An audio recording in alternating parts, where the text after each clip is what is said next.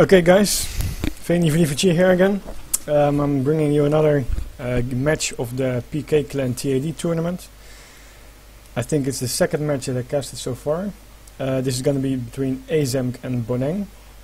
We are still in the group stage, so it's BO1. Waiting for this to start actually.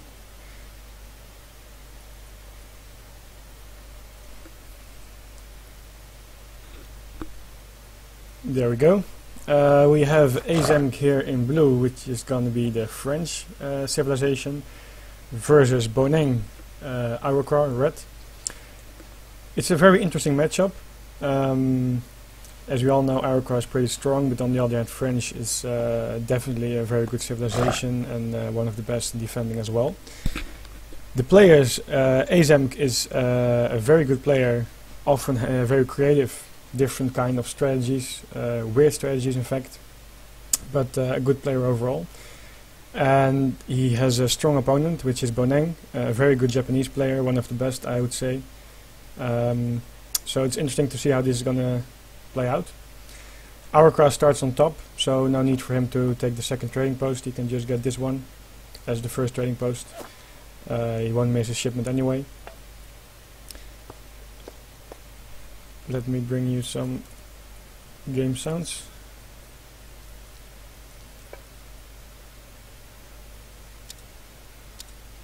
There we go.